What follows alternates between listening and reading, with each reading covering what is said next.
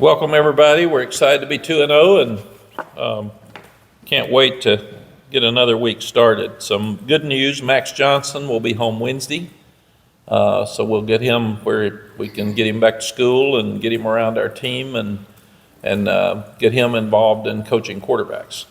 And he's excited to come home, obviously. He's been up there a long time, and after a tough injury, it'll be good to get him to start a new chapter and start working on helping our young quarterbacks, but at the same time, getting ready to go back for spring practice. I thought the game with Charlotte was good. I'm a Will Healy fan. I've always liked Will. I had not met Coach Pogge, and before and after the game, he was very gracious. I think he's done a good job. They've got really good-looking players. He's really managed the transfer portal well. I hate his quarterback got hurt, kind of like us, but the first quarterback threw some darts. I mean, he was really playing well. And then after Max got hurt, then the freshman came in, and I thought looks like he's got a chance to be really good. So they've got some really good players. Those receivers could all run. I thought Justin Olson played well. Dante Belfour, for us, guys that transferred, played well. But they have a chance to have a good team as they're moving forward, and I told Coach that after the game. Happy to be 2-0. It's the fifth time out of 6 years that we're 2-0, and that's only happened 5 times out of the last 20 years. So we haven't been very successful in openers around here. So excited about that. The one loss that we've had was Virginia Tech during the COVID, and I didn't think we did a good job in that game. Thought we had too much in and didn't play well and lost up there 17-10. Scores across the country are crazy. You're seeing more upsets than ever before. It just seems, when I sat in your position, I watched and I couldn't believe that you work year-round for 12 days, 12 Saturdays, and then you don't play hard. It makes absolutely no sense, but it's happening, and it's happening everywhere. And we've done it here some. And I say not play hard, maybe not play good with as much energy as you need to have. So that's why we're working so hard to have every practice with an edge and at a high tempo and making sure that our guys give the best effort that they can possibly give every game, because it's not the best team. And we tell our guys all this all the time, it's the team that plays the best on that day. Because you can say, well, we would have beaten them 9 out of 10 times. It doesn't matter if that's the one you lost. So that's what we're pushing really, really hard. In this ball game, we played 75 players, which is really, really helpful. It's great for morale. We've talked constantly about next man up. Well, it was obvious when Max got hurt that Conner was a starting quarterback immediately, and that was within 15 seconds. Hey, go. It's yours. So it happens fast. When Omarion came out Saturday, Darwin Barlow's down. Bullet freshman, go play, man, and go do it now. You don't have time to grow up. You're growing up between now and the time you get out there. Same thing when Bryson Nesbitt got hurt. Same thing when Blaske got hurt. Jeff Greenberg's never been to a college football game at this level. Zach Greenberg's never been in a college football game at this level, and you said, you got it, bud, go play center. And he did pretty well. So that's what's happening with this team. But as I said, it gives everybody hope, gives them a chance to play. The good thing is the guys that got injured are not out for the year. So we'll watch them this week and work toward getting them back. It also, when team morale, it helps transfer portal. When you don't have as many guys that aren't playing, and your second teamers, your third teamers have a chance to play, they're more likely to stay, because kids usually leave because they're not getting to play. So that was all very, very helpful on Saturday during the ball game. I thought Conner played well. There's some things he can improve, but I thought we thought overall he did a really good job for a first start at home. And we can help him more. Really excited about the way we're running the ball. Without our starting 2 running backs, we had 269 yards rushing. So we're being physical. with a new offensive line. You lose your center early in the first quarter, and you still just keep going. And I think we played 13 offensive linemen, and I believe we played 11 defensive linemen. Jeremy could, the coordinators will give you the exact numbers when they come in, but we played a lot of people, and really excited about that. We had 18 explosive plays, which was so much better than the opener, and we can continue to build on that. We were 6 of 11 on third and fourth downs, which is really, really good when you're over 50%. We had too many pre-snap penalties. I don't know where those came from. We haven't had them. We haven't had them in preseason. We cut them all out, but we had a couple of penalties where we got ourselves in position where we put ourselves at 1st and 15 because of false starts. And then there were a couple of flags that were thrown that, as you look at it, they weren't penalties. So we'll turn those in and do like we do each week as we're moving forward. But offensively, I'm glad to see Kobe Pesar get a screen and have a great run with it. Hopefully he's getting healthy and where he can be an impact for us, because people talk about losing the speed that we had with Tez Walker. The receivers that are playing now are the ones that played for the first 4 games before Tez was eligible last year. And we moved the ball, so it's not what we don't have. It's that we've just got to be more productive. Defensively, I'm so pleased that we're stopping the run. We gave up 49 yards rushing. We're 16th in the country against the run, which is something we've talked about for 5 years and haven't done. So after 2 weeks, they're averaging 64 yards a game rushing. So we're doing really, really well in that area. Charlotte was 4 for 17 on third and fourth downs. So again, when you stop the run, they're in third and long situations, and it gives you an opportunity to get off the field. Love the goal line stands. We had 2 that were really, really physical, and then they forced field goals, and we stopped a couple of fourth downs as well. We got to clean up the explosive plays in the passing game, and they were great throws and great catches. And when people say, why don't you be aggressive? Why don't you get after the quarterback? Well, that puts your defensive backs one-on-one.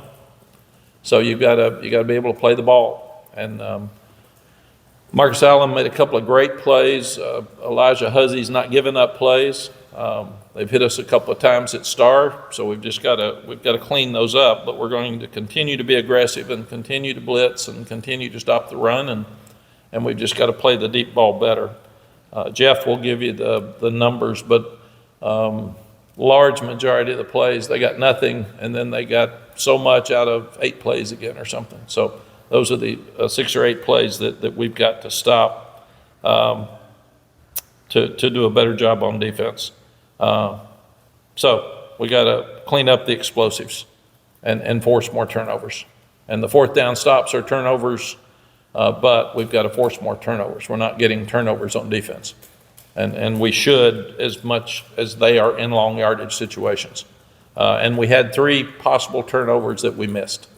So that's something that we can definitely do better. Special teams were good again. We won the special teams battle. Our kickoffs were all touchbacks. We were 1 of 2 with field goals with Noah Burnett. He missed the 49-yarder. And Nate McCollum and Elijah Huzzy are doing a really good job in the return game. Both of them are close, and we've gotten so close to making plays. And I thought Huzzy, their guy, did a really good job of kicking it high, so it was hard to get returns. But he had one in the sun that he caught, but he didn't let the ball hit the ground, so he did a tremendous job there. The offensive player of the game is Davion Goss, 16 carries, 105 yards. A touchdown. He averaged 6.6 yards a carry and had 1 catch for 5 yards. So really, really proud of that freshman. The defensive player of the game was Amari Campbell, 7 tackles. He had a sack, 1.5 tackle for loss, and 2 hurries. So he's playing at a very, very high level, and that's even with a broken hand. And we thought he was really good, and he is. Yeah, we're really, really proud of him. Special teams player of the game was Liam Boyd. He was 7 for 7 on his touchbacks and kicked an extra point at the end, just so if something happened to Noah, we'd have him ready to kick. So we did that. North Carolina Central's coached by Trey Oliver. I've gotten to know Trey some with the pigskin preview luncheon that we have. Our coaches know him, and they all really, really like him. He's got a great personality. He's done a tremendous job. And we've got Eric Highsmith, a receiver that played here coaching their receivers, so he'll be back on Saturday. Trey helped us with Tez Walker when he transferred. He stood up and really tried to help Tez. So I really appreciate that. But like I said, he's done a good job. The 22 season, they were ranked 17th and HBCU national champions, winning the Celebration Bowl. And I'm really impressed with their tailback, Jamari Taylor. He's done a great job. We're trying to honor HBCUs in-state. We honored HBCUs a couple of years ago with Florida A&M. It'll be very similar with the bands and all of the pregame and halftime hype. Our honorary captains will be Bishop Harris, who we lost earlier this spring. Bishop was a head coach at North Carolina Central. He also coached with me at LSU, and he was a pioneer for black coaches in the ACC. I think he was the first assistant coach, maybe at Wake Forest, Duke, but he did amazing things for a race in this business. And then Bill Hayes will be an honorary captain. Bill played for North Carolina Central 61 through 64, and he was the AD there from 03 to 07. He's in the Hall of Fame. He's, I think the field stadium's named after him at A&T, I believe. He was head coach at A&T, head coach at Winston-Salem State. He's a really, really good friend of mine, and he, again, is a pioneer. He was helping minorities in coaching long before anybody else, and I love him and appreciate him so much, and he's a special man. And then George Bulldog Smith was on our strength staff here, and he's been an associate AD at North Carolina Central for 20 years, and I love George. When we had Mad Dog, we had Bulldog, we had Shep Dog, so we had a bunch of dogs in our strength program. But George he's done amazing things at Central, so he'll be an honorary captain. And the last one is Rod Broadway. And Rod was a defensive lineman here, and he was the head coach at Central 03 to 06, and he won 5 national championships in HBCU, and Coach Hayes won 2. So all these folks that'll be honored, Bishop's family will be there to honor him. So I'm so sorry we lost Bishop. He was a great man, a fun guy to be around, a tremendous coach. And then we always celebrate 2 of our Tar Heels before the game, and we will celebrate Natrone Means and Dwight Hoyer. They'll be the ones on the Jumbotron that will be honored before the game. Natrone still asks me about NIL. If he can go back and say Natrone means business. He said, Coach, I'd have killed it. And I said, yeah, well, I don't know that we can go that far back, but we will check it. Questions? I'll kick things off. I was at Central last week, and Coach Oliver also, he said, you're welcome for Tez Walker, so I have to pass that along. But, I mean, you spoke just a little bit about the respect that you have for him, and I know that he really feels the same way with you. You said that you've really been a big mentor for him. Just tell us a little bit about that relationship. I really love what Coach Oliver does for kids. He's got such a great personality. I've been lucky at the Pigskin Classic. I sit next to him every time. And he's so funny, and he's smart, he's driven, and he's done a great job of elevating their program. So I really admire what I see, and I think he's going to have a tremendous career in this business. With Camden, obviously, being gone for, let's say, multiple games at this point, we did see Tyler Thompson, we did see Jay Brown Harvey get in there. What can you kind of tell us about what you saw from them, let's say in training camp, that kind of gives you the confidence for them to be in there with Cayman's current activity? It was funny when we didn't know Cayman wasn't going to play till Friday. So all of a sudden you're saying, okay, what are we going to do? And we're talking about developing depth, and we're talking about being at least 2 deep, and in some cases 3 deep. And Tyler and Jay Brown have both played really well in practice, and I'll let Jeff talk to you more about them, but they played well in the game. they didn't make the game-changing plays that Kamen would make. And it was funny, Kamen spoke to the team on Friday afternoon after we realized he wasn't going to play. And he told them, I'm out of here next year anyway. So you guys got to step up. So somebody got to start getting ready to take my job. And this is a great opportunity to do that. So I felt like both played really, really well, and they did what they were supposed to do. Now we've got to start making game-changing plays at those positions. It's amazing. Des Evans has played at such a high level for 2 weeks. He absolutely destroyed the tight end on the goal line to disrupt the first one. And then you've got Travis Shaw's playing well, and Josh Harris has made a huge difference in there. So many of those guys are stepping up that this will be good for us to continue to let Jay Brown and Tyler grow. Mack, what's your thoughts on the overall value of Bryson? But I mean, he scores that touchdown and runs over the corner to get to the end zone. I mean, also made some nice blocks, including Nate McCollum's run. Yeah, we really need. All the things he does. Yeah, we really need Bryson because he is. He's such a difference maker because he's a mismatch with safeties. He's a mismatch with linebackers. He's really a mismatch with corners because he's so tall. And he was a basketball player, so he's really athletic. He can jump, he can catch, he's smart. His dad played in the Super Bowl with the Saints. So he is, we have little guys on our team, and we'll put a green dot on there if he is a difference maker, and he is a difference maker. We need him on the field, and we didn't get the ball to him enough at Minnesota. We had plans to get it to him the other day, and obviously he had to come out of the game early, but he was the first scorer and started changing the game. But he is a guy that we highlight every week to get the ball to. He's that good, and he'll be a top pro player in my estimation. Is that Connor's best throw for the game? The throw to Bryson? The one I slammed my fist on, where he was going to his right and threw it back to his left, it was awful. I thought it was a really good throw. Conner can throw the ball. You got to get more consistent, but he's got a great deep ball. He made 2 or 3 really good throws during the game, and he gives you the element to run. That is hard. He runs 4.4. So when he sees it's not there, and that's one thing we've got to get him to do. And it's his birthday and Chip Lindsey's birthday today, which is really unusual. So it'll be a birthday party in the quarterback room, for sure. But we've got to get Conner, when he doesn't see it, go.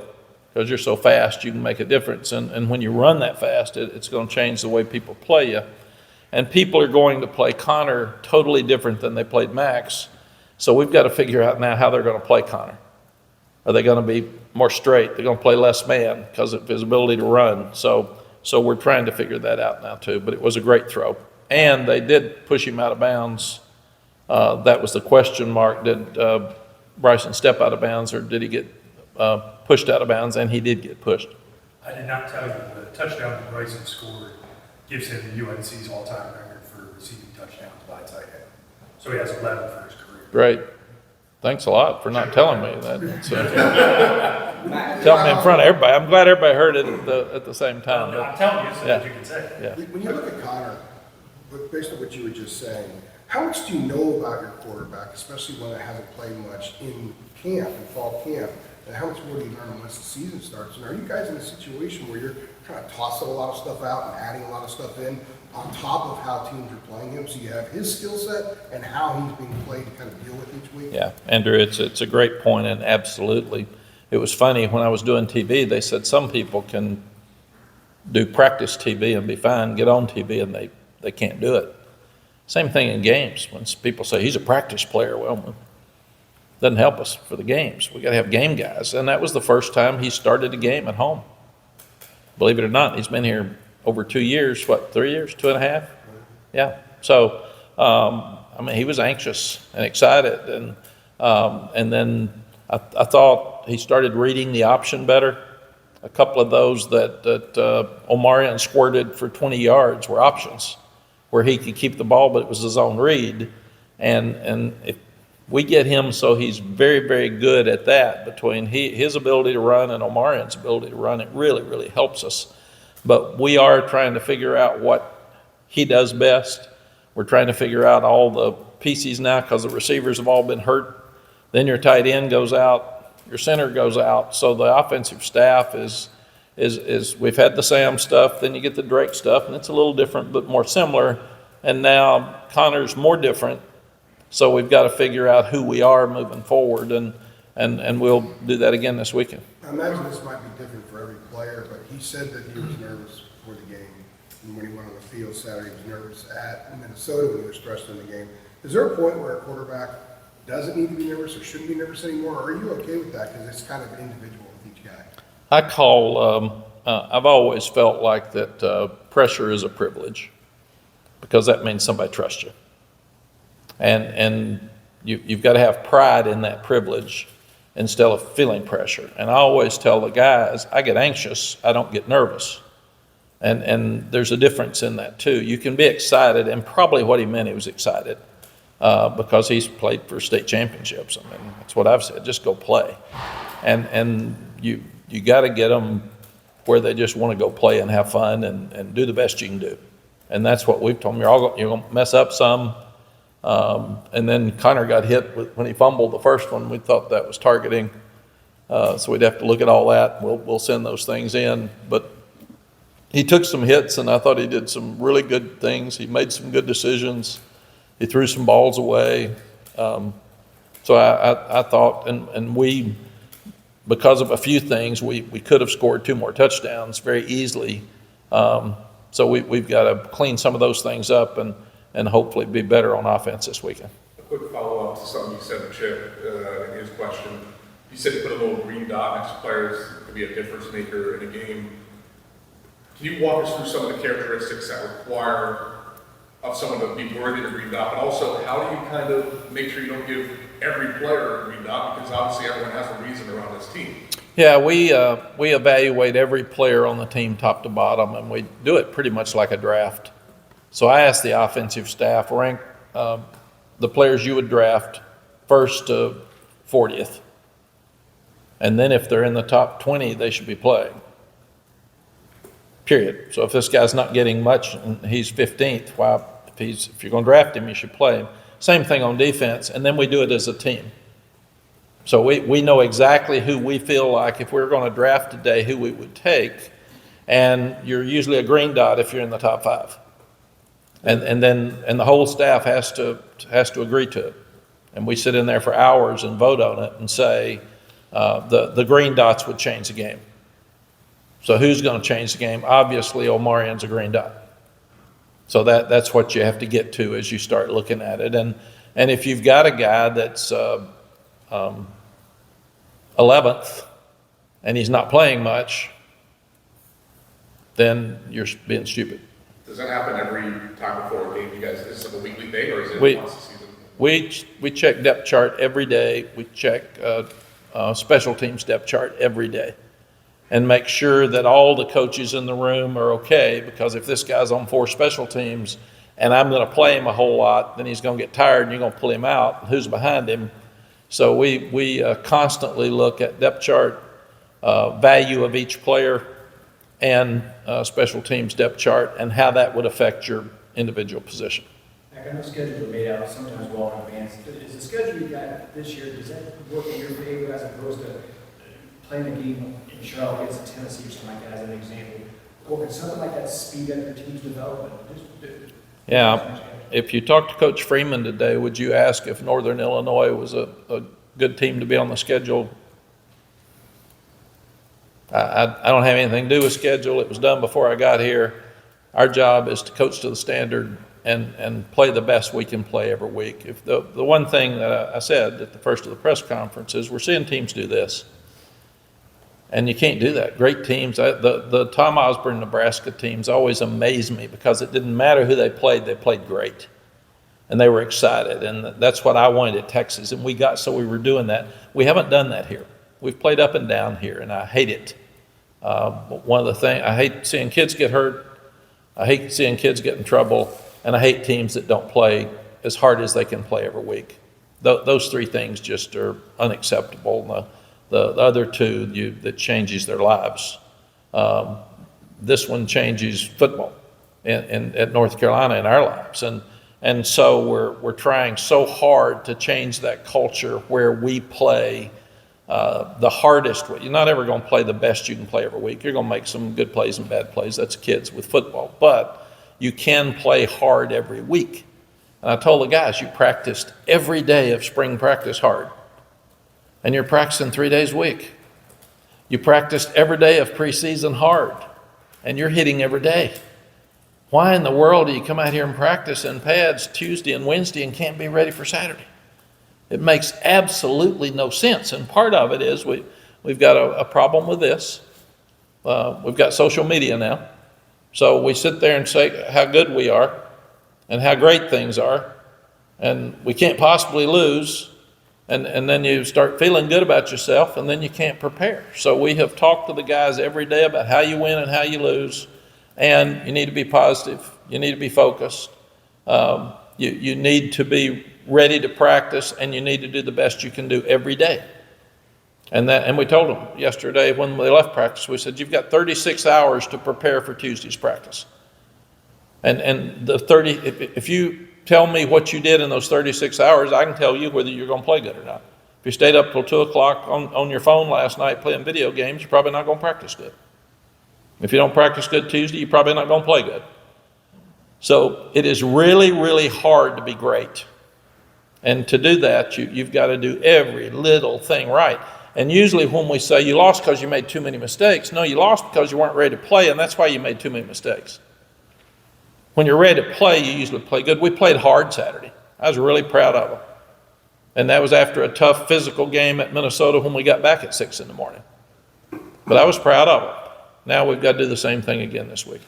When you have Matt, you quarterbacks- used to, may I? Yeah, go ahead, yeah. You always just, in terms of Connor, and maybe his personality, as you're figuring more about who your quarterback is, you used to say that Drake was always so hard on himself in terms of looking at what he did in good and bad after a game. Like, is that another thing you're trying to figure out with Connor? I mean, we know he's a valedictorian, we know he's like a wonderful human being. But is that another sort of part of the process you navigate as to how hard you coach him or how much you love him up coming out of a game? Yeah, I want Connor to have more fun. He is the perfect child and puts so much pressure on himself. He runs our Bible study. Right. He's one of the top students in our business school. He's one of the leading vote getters on the offense with our leadership committee. He does everything right in his life. He was pulling for Max. He was so disappointed when Max got hurt. I mean, if I had a son, I could adopt right now. It'd be him. I mean, he's just that nice, but he puts a tremendous amount of pressure on himself. I do that. I don't have enough fun, and I know that, and I try really hard to have more fun. But you're driven and you want to get things done. So we're all trying to get him to embrace this, appreciate what he's accomplished, and just go play and have fun. And you're following Sam and Drake, which is a load. I mean, they're both in the NFL, and that's where he wants to go. But I thought he did some of that on Saturday, and we just need to continue to have him have more fun. And he's really talented, and he can do it. We've just got to get him to keep doing it. Does he have a green dot? I can't.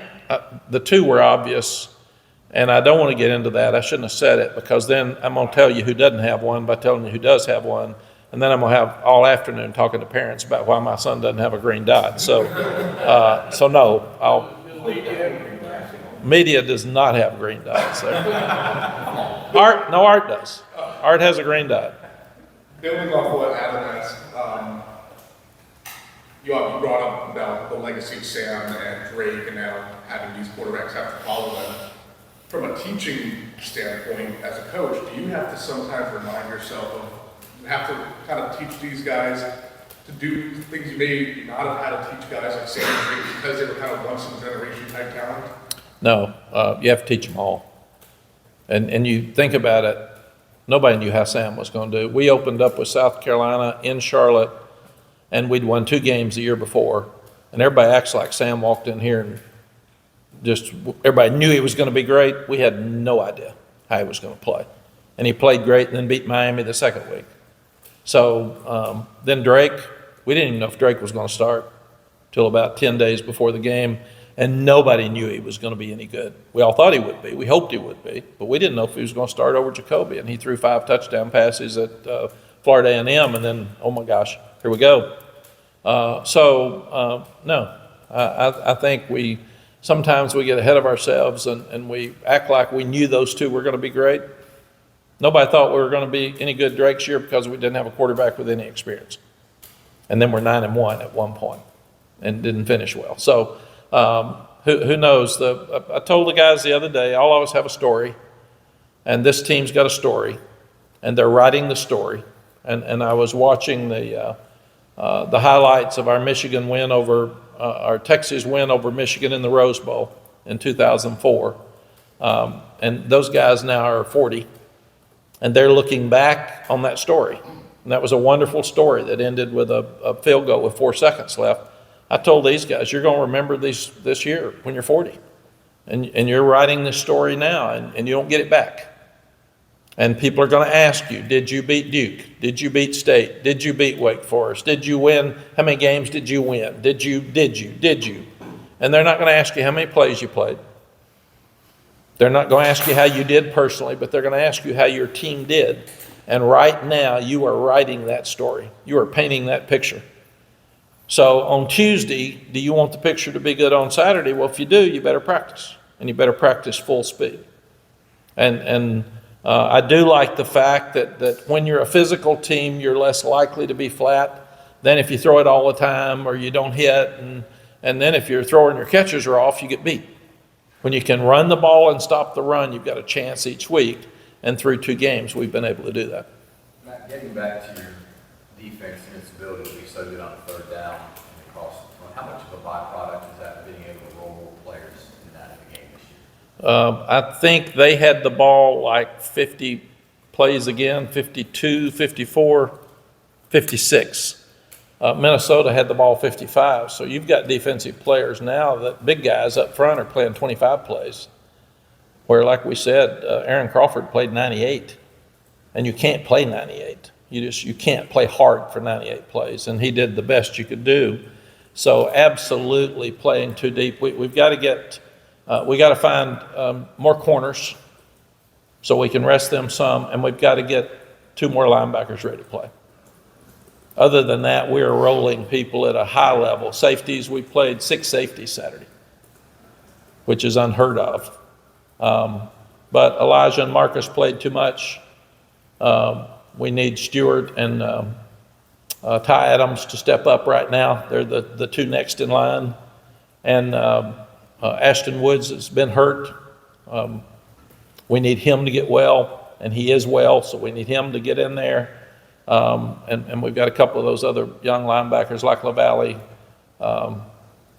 Michael. There's a few guys in there that are working to get that 2nd and 3rd spot, but we're not there yet, and that's why we've got to get there with those guys. Matt, staying on that, I was going to ask you about the defensive line, and I know that 2 games does not a season make, but I would think you have to be pleased with, as you mentioned earlier, the number of bodies you've been able to work through there. It was 11 the other day, it was 9 in Minnesota.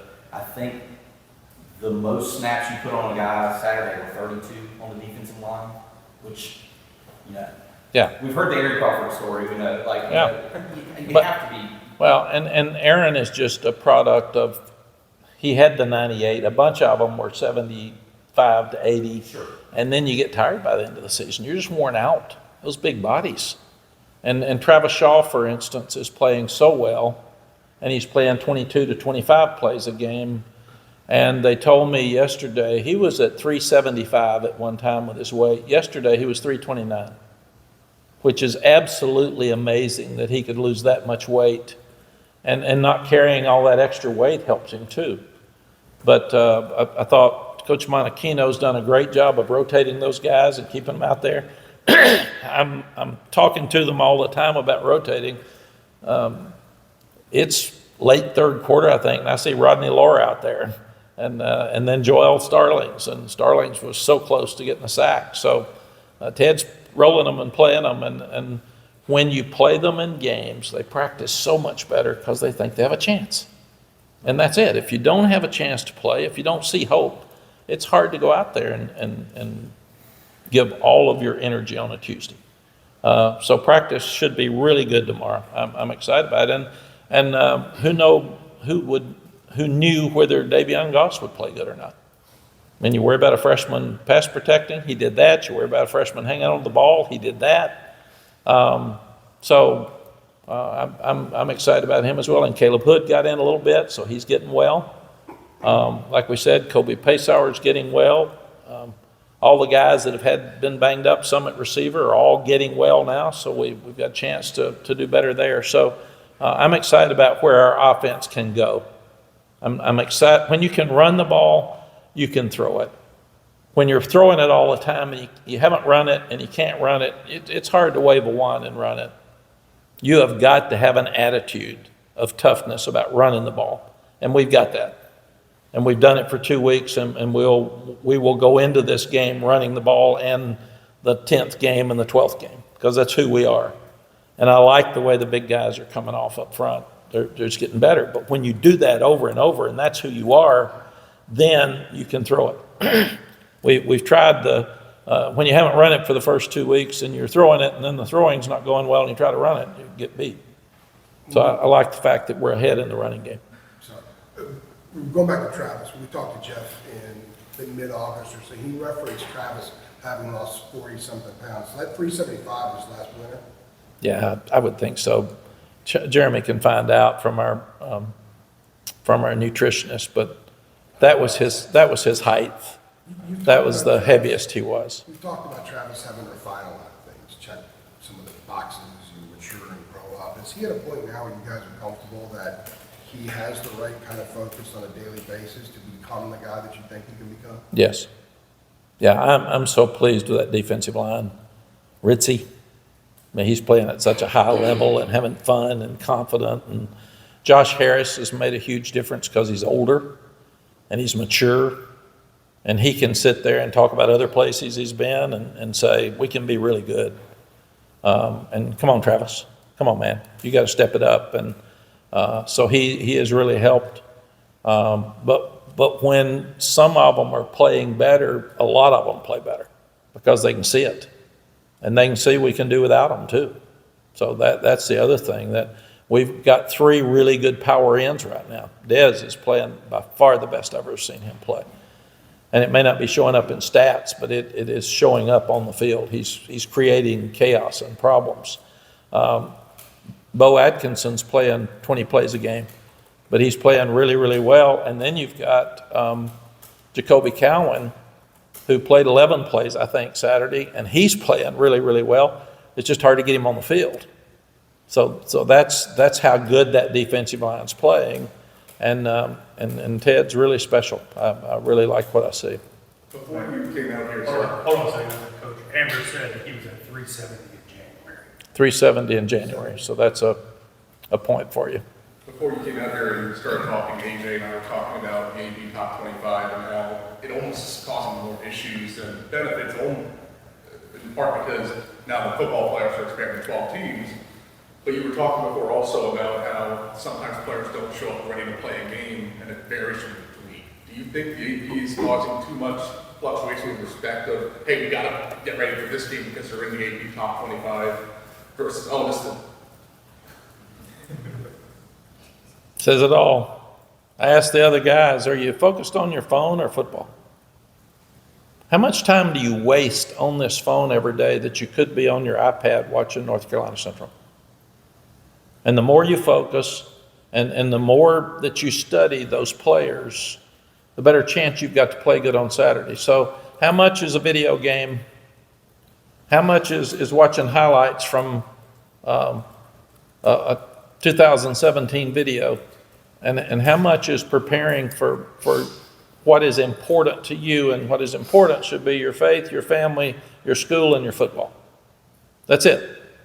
And if you start getting outside of that, which we do, and part of everybody feeling good about us, where we're rated is it. I've said many times, as a coach that's done this for 40 plus years, preseason polls mean absolutely nothing.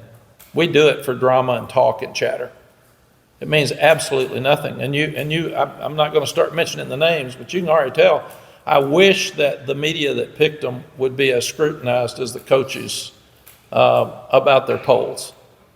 You all quit doing it. I quit doing the coaches poll. And I quit doing the coaches poll because there were people in our league that weren't playing good, and if I put it down there, I had to play them in 3 weeks.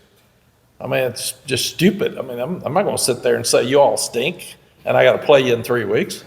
And most coaches don't do it till the end anyway. They have their sports information people do it. But I mean, just look at what we talk about. I mean, the Notre Dame upset, we had them in the playoffs.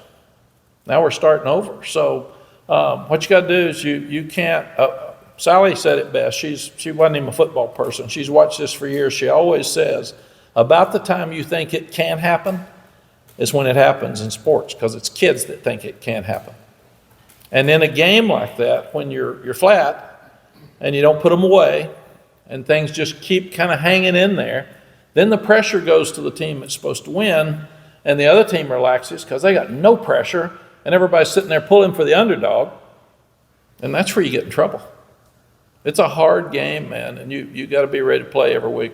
For the record, I agree with you. I don't think the voters are scrutinized. I mean, in order to do that job properly, you need to put in at least 3 or 4 hours of research every week just to look behind the box score of who won and who lost. Well, how do you pick somebody's game when you don't watch them practice? Coach Saban said it the other best. They asked him to pick on game day, and I saw it. And he said, all right, I don't know any of their players. I haven't seen them practice at all, either team, but you want me to pick a winner, right? That's what you're saying. I got no clue, but you want me to pick a winner. And they said, yeah, that's what we do. So, but to me, we should wait till November, and then we know who the best teams are because you've proven it, instead of the hype usually the hypes from last year's team. They always, I think I mentioned this, but they always ask me to pick the Final Four for the next year the night after the national championship game. And I said, I don't know whose quarterbacks are coming back. And with transfer portal, it makes it harder. You don't even know who some of these teams are.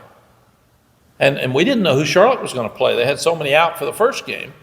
So I think the transfer portal to me also puts us in a position with more upsets. Because anybody can get a quarterback, they can get a transfer too, and all of a sudden, you don't know who you're playing.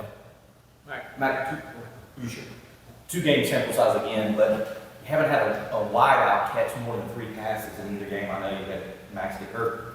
But do you think, in your view, not Chip's or anybody, do you think the way that this offense is constructed, you're just not going to have some guy catch 15 passes? It's going to be more of a sort of a committee. No, yes, I think absolutely. Talking to Lonnie this morning, he's got about 13 guys that can play. And they're all really good. Some are older than others.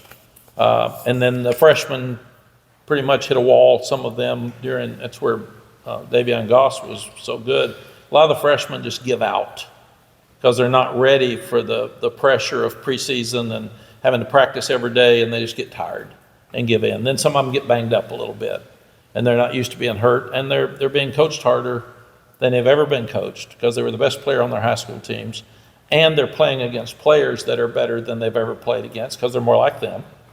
So it's tough for a freshman, and we've told our freshmen, we don't care if you play or not. If you're ready to play, play. If not, most freshmen don't play. So just try to get on the field, find a spot, but plan on doing it later. But Lonnie's got so many of them. Paul Billups is really good. Kobe Pesar is really good. Chris Culliver is really good. I mean, Jordan Shipp, Alex Taylor. I mean, you just start, and we haven't even mentioned Gavin Blackwell. And so he's got a group of guys that can all play. So Nate McCullum, J.J. Jones. I mean, you check them all off. I really think he could start rotating receivers, and we may start doing that about every series, every third series, to make sure we keep fresh people in the game. But we've got a lot of really good players, and now we've got to make sure that we utilize them properly. Coach, we'll wrap up with you. Yeah, I was just gonna say one quick thing. You mentioned the phones, use of phones. Kids are always on the phones. Is there any place that you do not allow phones when you're like before games and locker rooms? Or? Yeah, it's another great question, Chip. Ours are, some of the pros are having, they can't bring them in their meetings, and then they'll have a 20-minute break so they can go out and check their phones so they can come back in every hour or something. Our kids are wonderful, and this leadership committee's done such a great job. They don't have them in the meeting rooms. They turn them off before they come in. We don't take them up, and we don't do all that. But they are very respectful. And in those meetings, I said, you need to put your phone away. You need to turn it off. And if somebody forgets and it buzzes, they all go, yeah, shut up, and get your phone off. So they've been so respectful in that area. I asked them the other day, when you kids have gotten in trouble, not with me, but on teams where they're tweeting on the bus coming in. They're at halftime. One of them got mad at Texas one day, not with me, but he tweeted something out that wasn't good at halftime. Well, that's stupid. That's what I've said at halftime. Because they have their phones on them and they're going to look. So I asked the leadership committee the other day, when do we put the phones away? And I don't want you coming in on the bus from the hotel talking loud. So what they can't, but also if mom needs tickets and hers aren't available, they need to be able to answer, or if there's an emergency. So we've said that you can text on your phone up until it's time to go, and then we'll play. But we don't want you talking on your phone, and they all listen to their music. So that's what their phones are good for too. So, but I said, what about halftime? They said, no, shouldn't have them at halftime. When the game's over, yes. And the other thing is, now it's crazy. Everybody's a reporter. So if I say something crazy when I'm excited in the locker room, I don't want them having their video on it. So we also have a rule that we don't video stuff that's family, that's private. If you ask, can I video? Sure. But Like you dancing. like me dancing, which they did, and that wasn't supposed to, but that was a bet that I got caught in. So, and ESPN did that, and that was really bad. But that's the one where, we're walking off the field at South Carolina, and Sally said, you told the kids if you beat South Carolina, you're going to dance. And I didn't think we were going to beat South Carolina, so I did. I told them I'd dance. And I told them I was Church of Christ, and I don't dance. I've never danced before. And I had a knee replacement in June. I had all these reasons I couldn't dance. Yeah, it was. Thanks, Chip, for piling on. That's it. So we're walking in the locker room, and Sally says, they're going to ask you to dance. I said, that's a month ago. They've forgotten. I walk in, the cameras are rolling, there's no music, they're all in there, all excited, dance, dance, dance, dance. So I get through. I've seen it, it's ugly. I get through, I'm walking out, and Sally said, how embarrassing. Oh my God. So thank you, wife, for doing that too. Yeah. Yeah, but we'd beaten South Carolina, so I really didn't care that I made a fool of myself. It was okay. See ya. All right. Thank you, Coach. Chip.